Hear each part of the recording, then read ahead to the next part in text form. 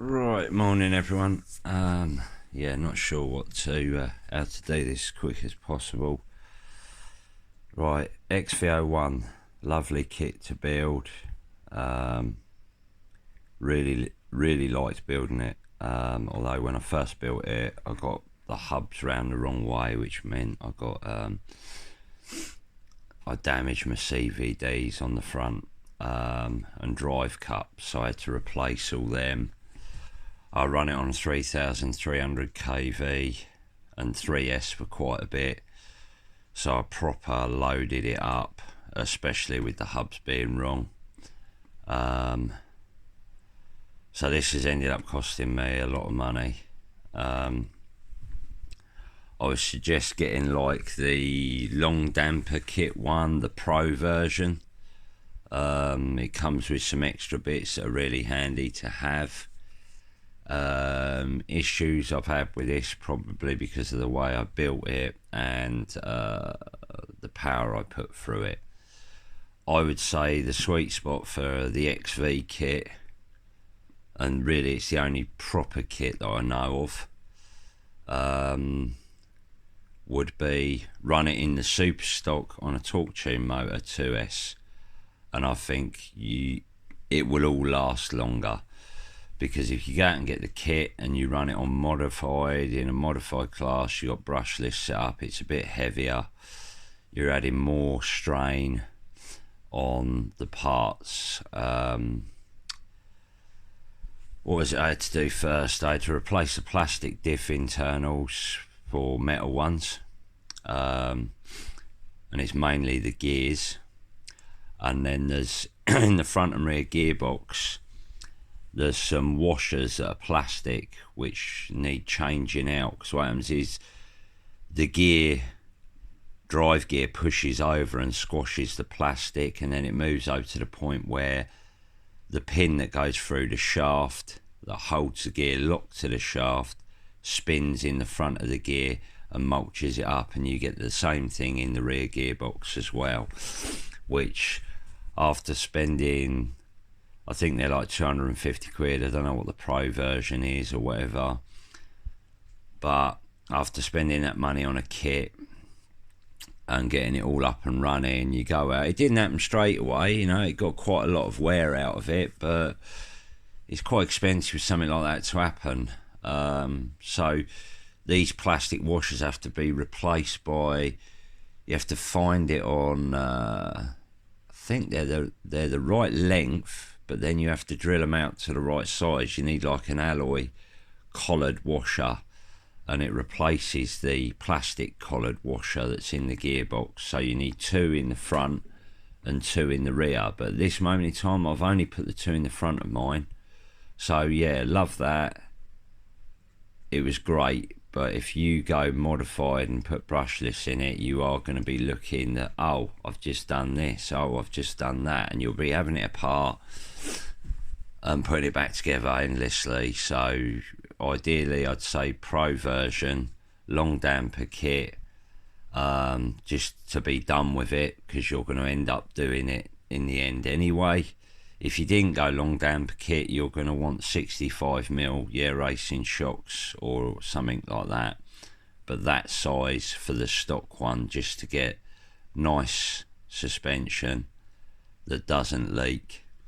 I've tried everything for these sort of really basic oil filled Tamiya shocks so they don't leak, and I can't stop them, and it goes the same for the diffs. In the end, with the diffs, where the diff cups go into the diff, what I done was, obviously you got an O-ring on the inside and a shim, and then a pin goes through the shaft. What I done is, before I put it all together, I put an O-ring over, the drive cup's got a chamfered edge on it, and I put an O-ring over that fits that chamfered edge, pushed it into the diff, then put my other O-ring on the inside washer, and I think that gave it two oil seals, so if anything got through here, it had to get through the outside one as well. It actually tightened the diff up a little bit. I did actually have to sand the O-ring down on the outside a little bit, so it wasn't binding too much, but everyone either runs 300k or putty for blasting them about so they don't spin round in circle. If you were doing stage rally, this is what happens. People say, oh, what diff oil do you run? Well, stage rally, they're not going to run 300k, I very much doubt, because they're going to want it to do loads of little short turns, and they're not travelling always at the speed a car would round a rally cross track, because it's more open, it's faster, not such tight turns. So yeah, 300k, and even with 300k it tried leaking, so I put them bits in. There is diff putty, but I'd say if you got the kit, I would also try and get the metal internals. Not necessarily if you're going to run it stock with the torque tuned. Yeah, you could just set it up as it comes out of the box to start with, but then washers that go in there as well, I think they will eventually go. So there's that. Great kit. TT02, loads of people bought into the TT02. The fastest, best handling car I've seen on the track was a TT02, but I think it weighed in at about 600 quid's worth of parts.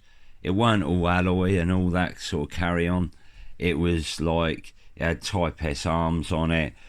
Jules is the man who had that car, so I mean, if you wanted to speak to him about how he achieved that, but a lot of other people did, and they've all eventually got rid of their TT02s, or they're trying to. So just because they couldn't get them to that level, I don't know why. I've not had a TT02, so I don't know. But yeah, love that car. I'm not racing it this year, but I love it. That won the modified for me just about, over Jules with his, I think it was, yeah, it was the XV, another XV. Then there's this car here.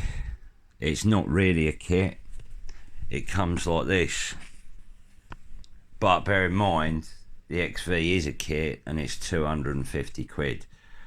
This is 140 quid.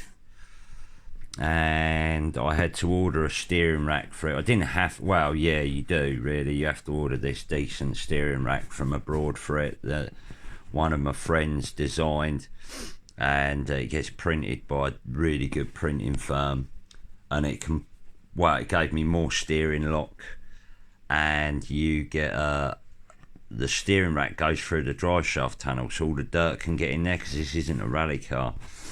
So the rack goes above the tunnel and the tunnel gets blocked off. The other thing is I put tape along the battery strap and along the sides of this tunnel. I think 4 of us bought these, and every single one had a bent centre shaft. So I straightened mine out, and also where the gear on the shaft meshes with the diff, I had to put a washer in here this end because it wasn't meshing tight enough, and the same on the front, so I had to shim it in theory, but I used just a basic washer. What else did I do? A little shaving on the chassis, and then I put 65mm Yeah Racing on it, and that's 140 quid, but that's how it comes. So it comes like that, and you'll go in, you'll check your diffs. You don't have to upgrade the suspension, but you get a bit more travel with the 65s.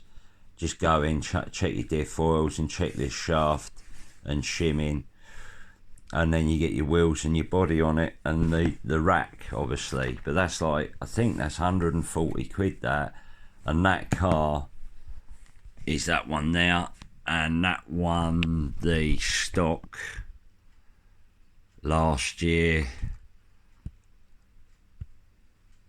being pushed along like how by Jules's TT02. In fact, the car was better than this. I feel it handled better than this, but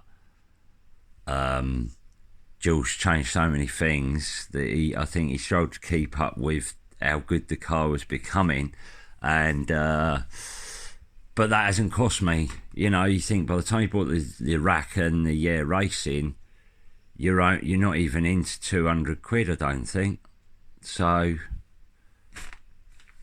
and that beat a lot more expensive car that had a lot more work. So, if you wanted something you can get together quick and drives well, that's it. That's a Charisma, which you may be able to find, but they're not a kit. You may be able to find a new one or a brand new one that's been bought and not used. That's the Charisma M40S. Other than that, you're looking at a TT02 kit, or maybe some other kit from Tamiya. But that would be Richard Robinson's where he comes in, because I don't know the kits at all. This was supposed to be their pinnacle, if you like, and I love the way it went all together, modular, great. But as you're building it up, like the gearboxes, you want to talk to people that will tell you what bits want changing, so you've done it once. Yeah, that's all I can really say, really, to advise anyone kit wise. Me personally, if you want to go in and you want something that drives nice, that's already together, that would be the car. Or you could go in for the box stock, which could also be running modified, I believe. There's no rule at this stage to say it can't be. And the only failing with them is, like, obviously you're going to want to upgrade the servo and put a LiPo in it. And there's a little bit of slop in the rack, which I didn't like. I don't know how you'd get rid of it. The car was tested at the weekend and it seemed really good. I think with a servo upgrade, it'll be on point. But other than that, I don't know. That's my opinion anyway. So, yeah, that's cost me a lot through mistakes and not building it right. So, if you build it how it is out the box and you run a brushless setup in it, you will have issues eventually, very shortly, which I find annoying. For that kind of money, it should have come with the metal spacers, it should have come with metal diff internals. It's almost like the diffs are something you'd get out of a Kinder toy. That's my opinion. They're there to be upgraded. It's almost like someone's giving you a diff that has all the components, but it's like someone making a diff out of origami. It looks like a diff. They've made all these wondrous bits that go in it and that, but it's never going to work if you really work it. So it needed to be metal. It needed to be metal. But that's the art of the Tamiya, is they will sell you a kit that's cheap to start with. Yep, fine. TT02, cheap kit. But then this is my opinion of the downfall of 10th Rally. Is most people look into kits. Tamiya, lovely bodies. They've got all the bodies in the world. Everything's done. You get the wheels that match the bodies, the drivers. But if you actually put that car on the track and drive it, and no one, say you were new to it, so you know nothing about it, you'll buy the car, it looks great, you may watch someone who's got one who's set up like awesome, and you'll see it going round and it's a TT02, you go and buy one, it scuttles and jumps all round the track, looks absolutely, you couldn't even interpret it as a rally car because it's jumping up and down so quick like a bloody pogo, and instantly you won't get that electric awesome rally drive, and that's when you put it back on the shelf as a pre-car. So yeah, I feel that's the downfall, that out the box as you buy it, it hasn't got plush suspension, it hasn't got the metal diffs, so you've got to buy all these extras to bring it along to a car that drives nice. There is a kit where you can buy an X-ray buggy. I don't know if you'll get one new or you get older one second hand, but Tux Rally do a kit where they give you a different chassis and other parts which turn the X-ray buggy into a rally. And I know that our now models are I don't know whether it's available yet or not, but that's going to be another car that you buy, and then you buy the kit off our now models to turn it into a rally. It's some other buggy. But so other than the Tamiya kits, they're the only really build-up kits. So that, with its stock parts out the box, would drive miles better than a TT02. I think most people would agree with that. I think Richard Robinson's got a TA03, and I don't know what he's had to do to it, but no ideas. Whether you can even buy that kit, I don't know. But that's my opinion. To be safe and cheap, and when I say cheap, I don't mean it's a cheap rubbish car. The diffs in this are the same diffs as the WR8 has in it, which is an 8 scale. So it comes with full metal diff internals, and it's all metal drivetrain. So there's no upgrading in there. Like I said, 65 mil racing shocks, and you can run it on 4000 kV and 3S and blast the life out of it for 200 quid. So 250, and then you need the art of the Tamiya. Love. I wouldn't not have this car. It's, you know, it drives a certain way. The kit goes together lovely, but that will cost you probably, say you said 2.5. Obviously you get no radio. You get no handset, which you don't get with that. You got no receiver, which you don't get with that. Neither of them come with a servo. I think that may come with a motor, but I don't even know what it is. It's not torque tune. It's not very fast.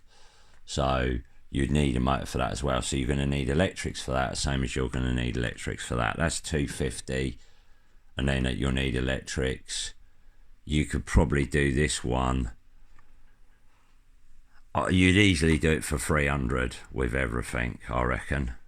And that's the HPI RS4 Sport 3. Which one is it? The Build It, what they call it, Creators Edition.